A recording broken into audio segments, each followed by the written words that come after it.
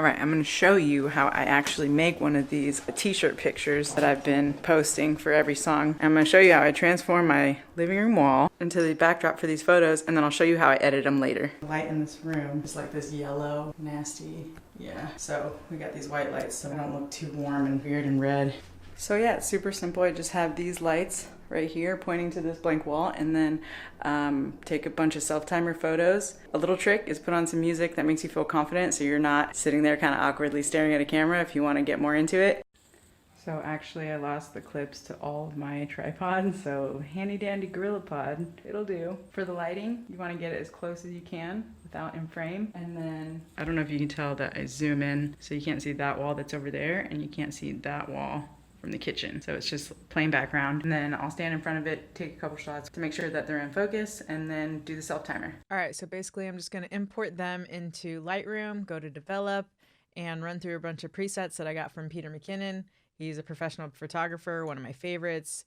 And I'll put a link in the description to where you can get these. I just try to find a good starting point to fix all the exposure, contrast, highlights, and shadows and stuff that I really don't want to spend a lot of time on because this is just for Instagram. And so this photo is probably not going to be like published or anything. And then once I find a good preset that's a good starting point, I mess around with the temperature and the tint. So it looks like we use colored lights in the shoot. And so that's the actual color of the wall. But as you can see, it makes me look dramatically colored and tinted. And that's unrealistic. If we were using lights in the shoot, I wouldn't actually be that color or that dark. So I'm gonna find something to use as a good base layer and export it, drop it into Photoshop. Yeah, then I come back into Lightroom, reset it, and then run through a couple other presets where I find something that I like the way that I look for the top layer. And once I find this, export it, drag that into Photoshop. So you have your two layers here, and you want to unlock your background by just hitting that little lock button. And then after you have both these layers, then you want to go to your selection tool, and I'm going to select myself and then zoom in, make sure you get these fine little details, because if you don't, then you're going to have weird spots of the wall that show up the color of the wall, and you'll be able to notice very dramatically, and it'll just look poorly photoshopped.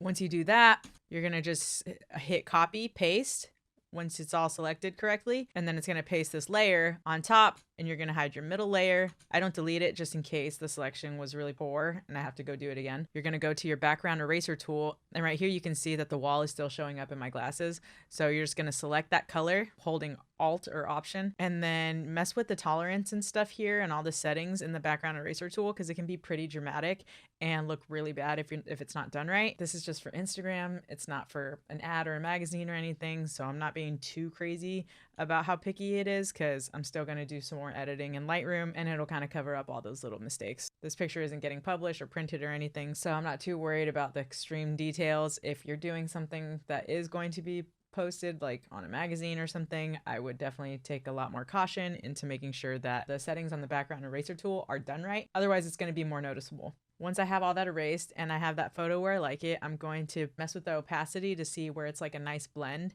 between the two, so that I look like I'm in a room with the lights, but I'm not dramatically tinted. Then I'm just going to mess with the finer details here just a little bit, and then I'm going to go back into Lightroom and finish the final editing. Import it back into Lightroom. I still again run through these presets that Peter McKinnon has, and a couple other presets that I'm not sure exactly where I got them, but honestly, if you look online for like free Lightroom presets or just Lightroom presets, you can find a ton of stuff by some amazing photographers. They've done all the hard work for you, so it's kind of nice. I mean, I can and could go through all the settings on this, but I'm not a professional photographer. I'm trying to just make music. Part of making music is creating content and taking photos, so I just ended up figuring out how to do this stuff on my own, enough to where I feel like it gets the job done. So yeah, I'm gonna run through a couple of these things. Come over here, still messing with the tint a little bit until I find something I like. Oh yeah, and then I went into the brushes, and let's see, I did some color pop, which basically just turns up the